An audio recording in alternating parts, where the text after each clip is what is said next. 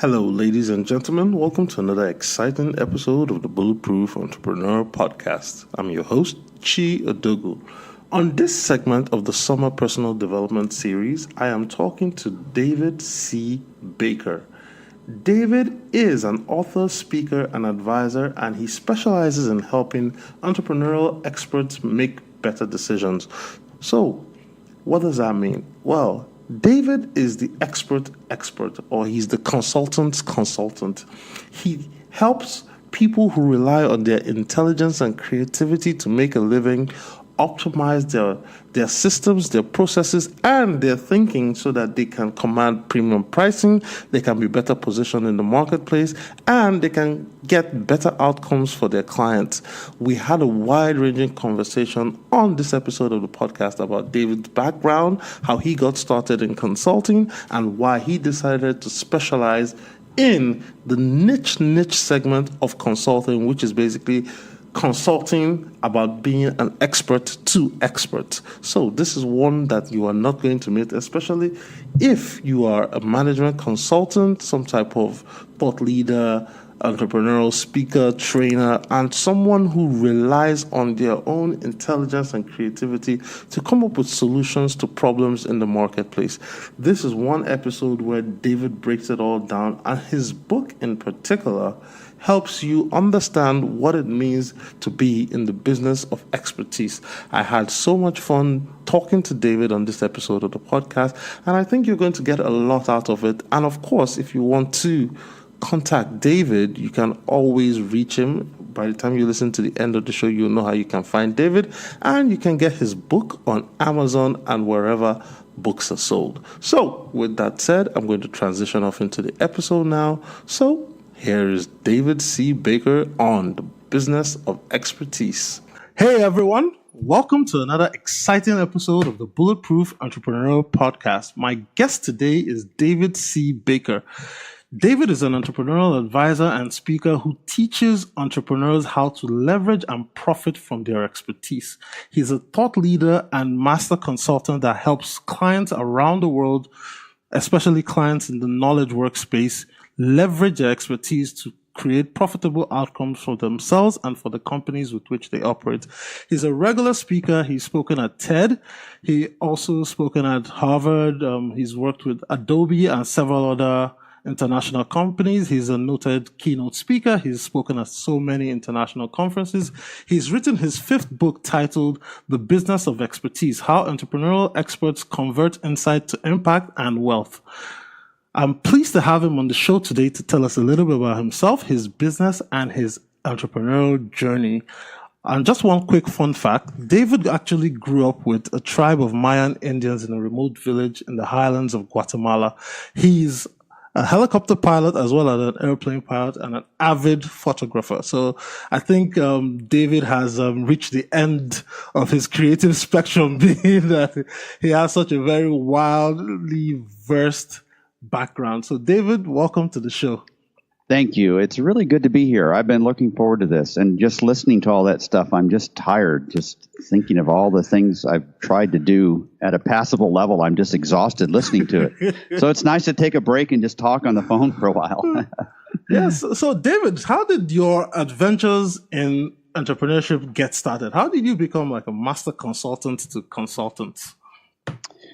Oh, I wish I could tell you that I went to some course or I read this book or, there was some magic. And really the truth is that you can kind of trace the steps as you look back on your life. But looking forward, to me, it was really a combination of hard work, a passable intelligence, and then a lot of luck. I consider myself incredibly fortunate because I know a lot of people who are a lot smarter and who work harder than me who haven't reached some of those success levels, and I don't take it for granted. But it started out really, I think, listening to my parents, especially my dad, who was a Protestant medical missionary, oddly enough. And so you wouldn't think that there'd be a lot of overlap between that and entrepreneurship. But over the years, I've begun to look at that experience differently because a medical missionary is somebody who doesn't usually get along with his bosses, somebody who's a bold traveler, who's self-sufficient, who's willing to create something from nothing, who doesn't like rules, who likes to experiment. And so I guess I learned a bunch of that stuff from him.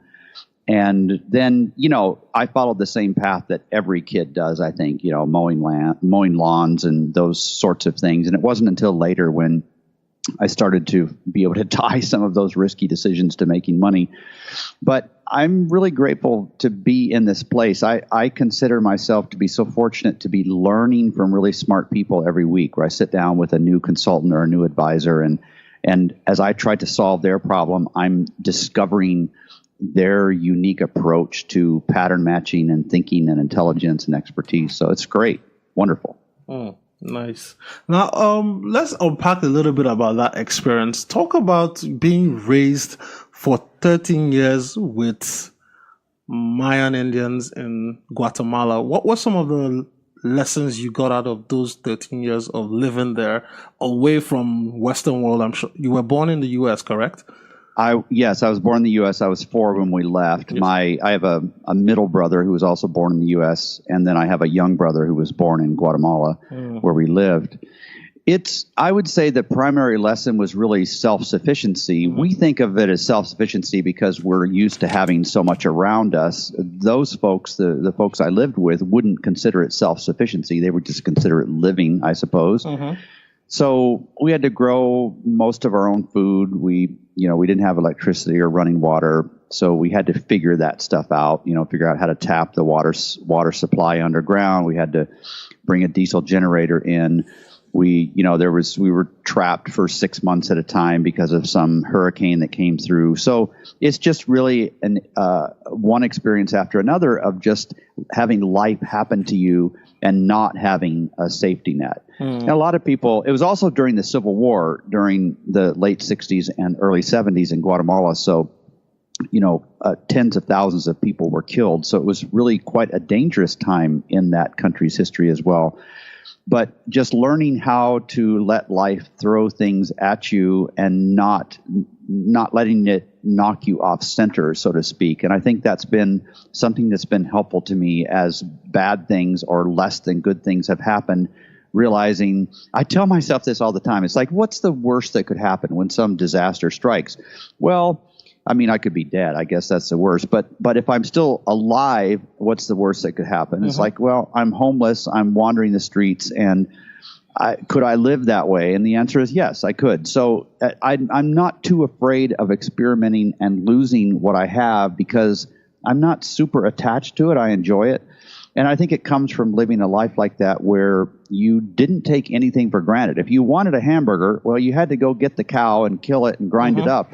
Then you had to eat it right away because you didn't have refrigeration. So it was like the decision-making tree was very different at that time.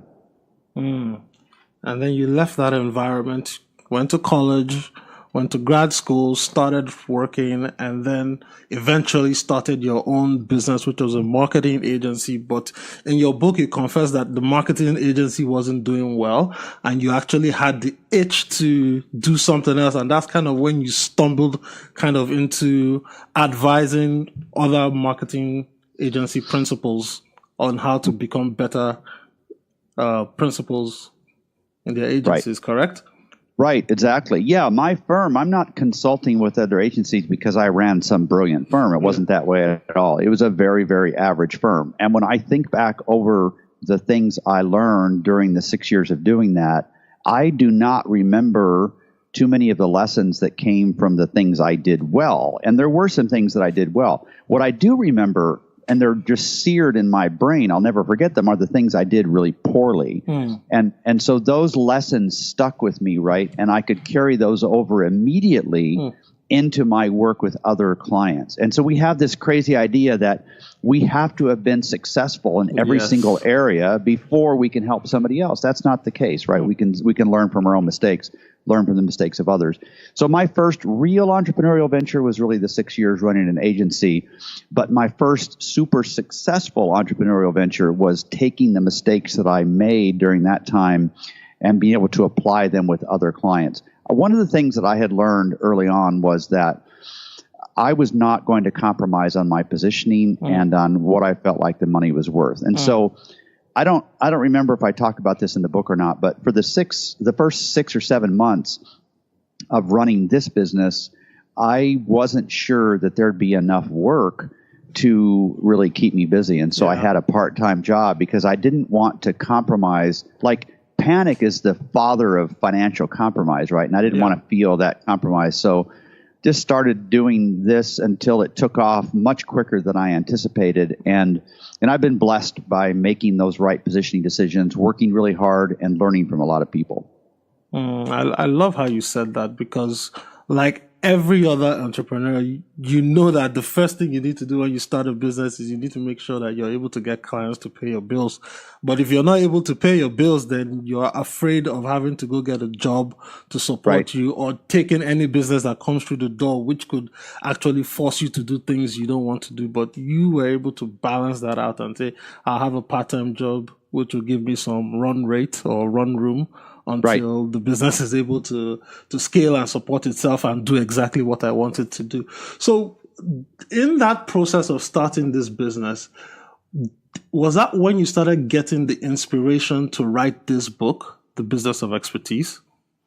Well, I think some of the early seeds were planted back then, but this book, I didn't start thinking deeply about writing this book until about 2 years ago. And then when I really sat down to finish it, it was a year ago now. Yeah. And the book itself ended up being completely different than what I envisioned. When I sat down, it was going to be 120,000 words instead of 45,000 words. It was going to be more of a textbook / encyclopedia. And I was boring myself to death writing this thing, and it became much more of a passionate discourse. And so, the first 4 books I wrote were very different. They were really more like textbooks, like they were designed to help people, not necessarily inspire them. And this one is really designed to inspire people as much as possible around the notion of expertise. I want somebody to read this, and I want them to be excited about the fact that they have made courageous choices to be experts in something. And then I want them to be able to turn that expertise into money and impact. It's like the ultimate entrepreneurial dream. I don't care. There's some things I don't care at all about. And one of those is growing. I don't understand why we have this obsession with growing. Let's have an obsession with making money at whatever size we are, and an obsession with making a difference for clients, and not somehow feel like we're inferior second-class entrepreneurs if we're not growing. So I have a very different take on entrepreneurship, I would say. So when you say growing, you mean growing in terms of adding more employees under you, building out branch offices and all that stuff, getting your name or whatever put up in Fortune 100 or 500 or top 1,000 management consulting firms out there, correct? Right. So yeah, exactly. Okay. And go ahead. No, sorry, you go on. Well, somehow getting your name on the fastest growing Inc. 500 list or Inc. 5000 list. Who the hell cares about that? It doesn't mean anything. It doesn't say anything about your culture. It doesn't say anything about profitability. It doesn't say anything about the role that you particularly want to have. So my view of entrepreneurship is very different. I want entrepreneurs to make a lot of money, and I want them to do really good work. And then if they want to grow, in other words, if they will fully embrace the notion of having and managing employees and paying attention to the culture, then by God, yes, you should grow. That's exactly your mission in life. But if that's not what you like doing, if you like being closer to the work, then don't grow. And that's not a sign of failure at all. We have a strange perspective on growth in the U.S., I think. All right. So let's dive deeper into your entrepreneurial philosophy. So in your book, you said the 3 main reasons why an expert business should exist, which is make money, move the needle, and create a culture where people can thrive, which you've just mentioned right now. So let's start at the very beginning in terms of being able to create this expert business. You talked about how for you to be an expert, you have to, let me look at my notes and make sure I get it right. You said expertise flows from focus, which flows from positioning. And of course, positioning and focus comes from being able to recognize patterns and being able to use those patterns in an intelligent manner, correct? Right, exactly. Yes. Right. So tell us a little bit more about that and how you feel it's either being incorrectly done in the marketplace and how it should be done better.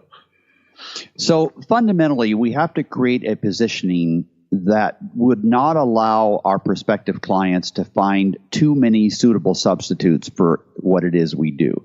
Now, they have to be able to find some substitutes, because if we are the only option, then chances are good that we've landed on an option that's not viable, because other people have certainly thought of it and chased it, and then it didn't work out. So we want to occupy a space where there are other competitors, but not too many. And that means narrowing our focus. And the purpose of narrowing our focus is so that when we withhold our expertise, either for real or just threaten to do so, then we can command a higher price, because they're going to find it difficult to find another option. Let's say you're a coach, you're a business coach. Okay. How many business coaches are there? Oh my God, there's hundreds and hundreds of thousands of them. So if you feel like your coaching work is worth this much money and you can't find somebody to pay that much, they can go find another coach who's going to fill that gap, and it's not going to be difficult for them. But what if you are a coach for executives going through a merger acquisition or something like that? Now, all of a sudden, you have a very unique expertise that will be more difficult to replace. Yeah. And now, once you work with one client like that, and then another client like that next month, and so on, you're in a position. Your positioning allows you to start noticing the patterns from one situation to the next, and that builds up your intelligence, and it just feeds on itself. So that's the connection between positioning and expertise. Now, when you talk about positioning, you mentioned in the book, but I also noticed even when I was working in a Big Four consulting firm that big consulting firms are not necessarily positioned in the best way. That means they serve at the pleasure of the client and not necessarily selling their expertise, positioning themselves in such a way that they are higher value, because people think they're interchangeable. Why are big firms terrible at positioning themselves? Well, I would say they're actually not terrible, but that their positioning is misunderstood. So the positioning that a large firm has is the fact that they're a large firm, and that's as far as it needs to go. So we have an IBM, for instance, who needs to hire a consulting firm. Okay, IBM looks around and they says, all right, the first requirement is they must be big, because this is a massive project. We can't afford for this to fail, and it's going to require an entire army to get this done. So they look around and they say, all right, these 4 major consulting firms would qualify. Now, second, let's look at which ones have the closest experience to what we need. So it comes down to being a large firm. Your primary advantage is the fact that you're a large firm. You're not a small, nimble person. You're a consultant. You have to go in there and solve things at a big level. So it looks like these big firms are not positioned well, but they are. They just don't have to talk about it. Their positioning is being a massive firm. And as a result, they're able to attract all the clients they need, correct? Right. Now, if I'm a small firm, then my positioning is not that I'm a massive firm. My positioning is something that's a smaller chunk of something that I can bite off and chew and do it effectively. So now I'm just going to be a consultant that works on just this, or, it depends on if you're going to position it vertically or horizontally. So what can you pull off? One of the biggest mistakes that the big firms make is that they don't use their expertise as a big firm where they could. They're out competing against the smaller firms rather than just taking those jobs that are a good fit for them. So one of the principles around service offerings for experts is that most of your clients should use most of your services most of the time. And if they aren't, then you're not positioned well. You have this buffet of services that only some clients use, and you're basically missing out on the power of your positioning. So you only want to design service offerings that most of your clients will use most of the time. And going back to the smaller firms, I know that a lot of people, when starting out, in as much as the expert or consultant knows what they're doing, they tend to underprice themselves or are kind of like timid when they're trying to bid for work, basically because they feel, oh, I'm small, or I may not know everything, or I may not have all the solutions. And that stems from a lack of confidence and swagger, if you will. One of my friends always talk about he might not have a lot of money, but he has swagger to compete with anybody he wants to compete with in business. So could you tell us a little bit more about why the confidence deficiency in many consultants is actually keeping their business at a low level of operation? Yeah, and I actually think it's okay to compromise on pricing as long as you don't lie to yourself and believe that you will be able to turn this same client that you compromised on into a great client down the road. As long as you're okay wasting this opportunity because maybe you really need work right now, or maybe you need to build a specific expertise and you need a victim client to help you with that, then it's okay to charge them less, but it's not okay to assume that you'll be able to turn them into a great client later. So you want to run your business. The reason most consultants fail as firms, it has nothing to do with their ability. It's the decisions they make around how to run their business. So if they don't have a thick enough cash cushion, or if they hire too many people, or if they don't pay attention to their own new business efforts, or if they have a client that's too large, those are the things that take them down. It's not the quality of the advice. It's the quality of the decisions they make about how to run their business. So you have to, if long term, you want to run your business so well that you always have more opportunity than you have capacity so that you can say no and not panic. But if you're not in that place, it's okay to compromise as long as you don't tell yourself that you're going to turn that client into a great one later. It just won't happen. So you have to take a loss leader up front to get you going. Yeah, and you're not just taking that loss on this one project. You're basically, when you compromise on a new client that way, you're actually compromising for the entire life of the relationship. So it's a bigger decision for you. That's very powerful. All right, and let's move on to another thing that I found interesting, which was you talked a lot about following the common practice of saying do what you love and the money will follow as being incorrect, that you should actually seek to, yes, try and follow and do what you love, but also do that by also adhering to something higher, which is basically using your brain, because we can't all work in jobs that we love. It's not practical, so to speak. Right. Yeah. And a lot of that thinking comes, again, back from my upbringing. If those folks, those Mayan Indians, had believed that they just needed to do what they loved and success would follow, then most of them would have starved. They didn't love going out in the cornfield every morning and working. They did it because it was either that or starve. And it's kind of a first world problem to assume that we deserve to only do the things that we love. I don't think that there's any benefit in not loving what you do. I wish that everybody loved their work, but that should be way down the ladder. Plus, I think what's more important than loving your work is delivering value for clients. And for most people, delivering value is something that over time they'll slowly fall in love with. And there's nothing quite as a charge for me than being competent and earning the money that people are paying me. So I think we've kind of gotten off course there, and we hear this all the time, like, well, what you need to do is just follow your heart and success will come. Well, it's like bullshit. A lot of people are following their heart and success is not coming. So apparently that little piece of advice belongs on a bumper sticker and not in some consultant's handbook. Now, could you give us one or two case studies of what you've done in practice and how you've actually helped turn some consultants' business around? Yeah. Well, I would say that, apart from some of the specifics, I would say there are some specific principles that really work for every consultant. And one of those is to make sure you retain your independence. So be an objective outside expert, because that's one of the things that people are paying you a lot of money for. You will seldom introduce an idea or bless an idea that they have not already thought of.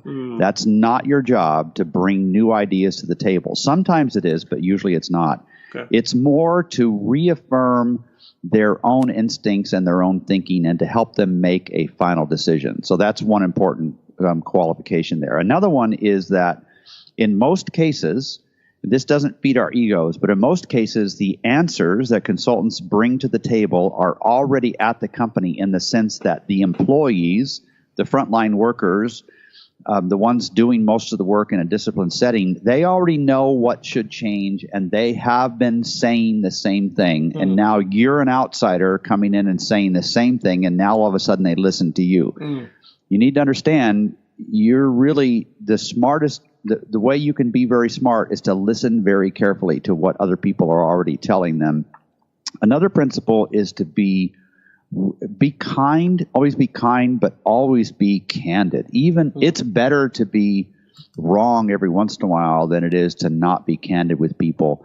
You lose your credibility instantly unless you read between the lines and try to interpret what's not being said. Or in many cases, a client will come to you with what they call the presenting symptom, but underneath it is a much deeper issue that you may not even be qualified to address, but it is your job to surface that. So if they come to you and say, oh, we have a turnover problem, and they have some ideas about how to fix it, when you start looking into it deeper, you discover that the boss is just a jerk, and that's the boss who hired you. Yeah. Well, your job is to point that out in as kind a way as possible and figure out how to express those things without getting decked in the head all the time, right?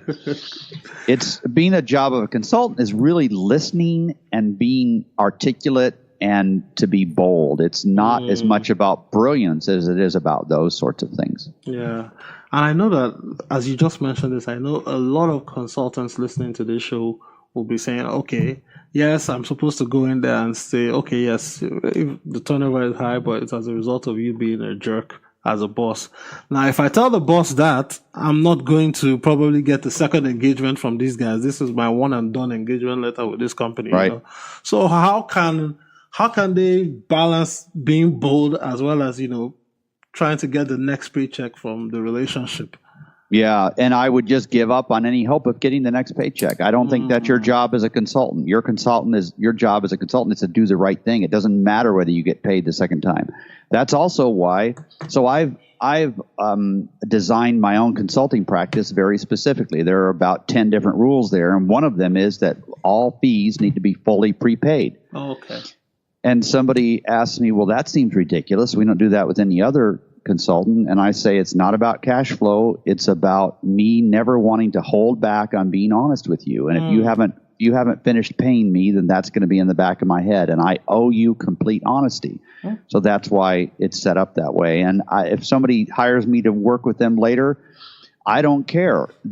Many times they don't like me right away. Many times when they do hire me, it's 3, 5, or 8 years later, and I'm going to be around then, so I'm fine with it. It's not about making them happy. It's about being a lone soul, intelligent, helpful voice in the wilderness that they have not had in their lives before. That's the job of a consultant.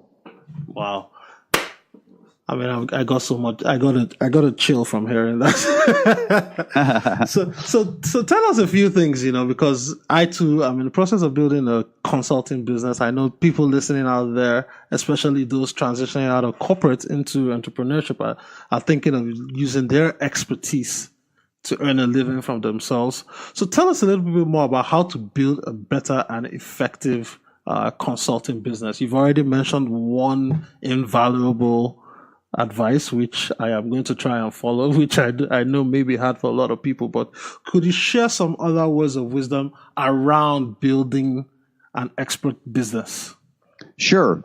I would say a common mistake that consultants make at the outset, especially when they're leaving corporate life, is they underestimate how important their own positioning and lead generation is. And that's because what usually gives them the courage to jump out on their own is that they have a few contacts, and so it won't be difficult to fill their dance card in the early days. Those relationships tend to wither and dry up a little bit after 3 to 4 years. And it also takes 2 to 3 years to really get your own positioning and lead generation up to speed. And so a lot of folks find that they run out of good work. They have this early sort of artificial success often because of their contacts, but the success is dangerous because they usually have a client concentration problem. In other words, they have too much work coming from one or two or three clients. Yes. So one of the biggest mistakes they make is to underestimate how they have to consistently build their own lead generation machine. And I don't mean digital marketing of their own. I just mean building their own brand and developing their own insight. That's another thing I would say is one of the most important things a consultant can do is to write regularly, even if nobody reads it, because that's the simple single thing that will make them smarter. So putting yourself on a podcast, for instance, and interviewing people, it forces you to think clearly because, here this is going to be live at some point. People are going to listen to the questions you ask. It forces you to be smarter. Same thing about writing. If you're going to publish it, you're going to write differently, right? So yes. I would say writing, more people, here's another mistake consultants make, is they wrap their sort of average advice in excellent customer service, which is a big mistake.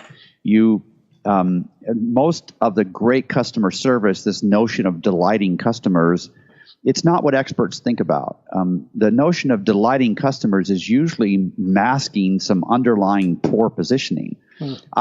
Experts don't think about delighting customers. They think about doing what's right for customers. The best doctors, the best lawyers, the best experts in the world, they don't worry about delighting their customers. They worry about doing what the customers need, what's best for them.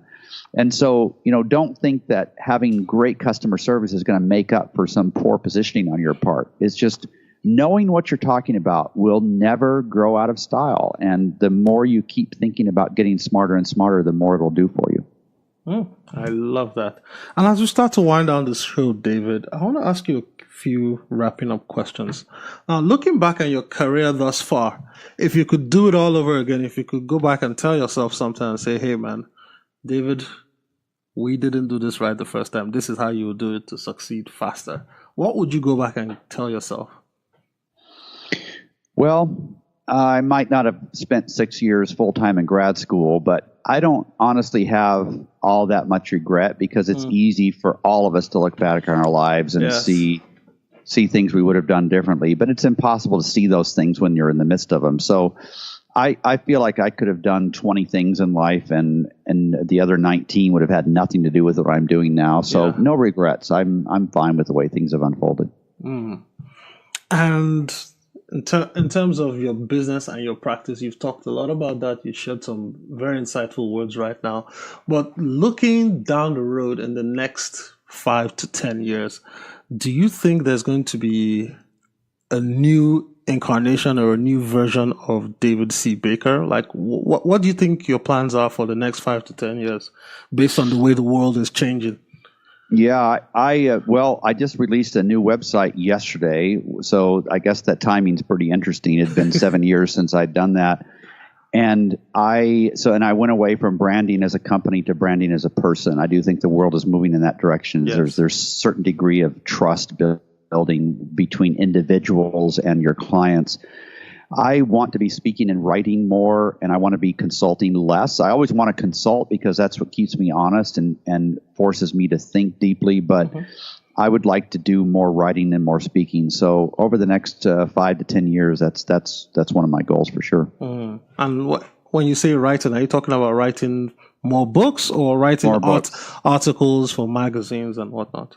More books. I've written probably 1,000 articles over the years, and the world doesn't need another article from me. I'd really like to write some more books. I've got a bunch of ideas there. It's just a matter of finding the time. Oh, like what ideas are you mulling on?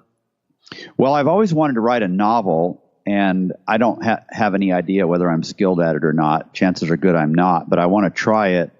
So I've started one. It's about this consultant who makes some really bad business decisions and is homeless in Nashville. So obviously that's about me, called Nashville Falling. I also want to write a book on how Smart Thinkers Filter Ideas. That's one I'm thinking about writing as well. Mm-hmm. I want to write one about the inside of a consulting career.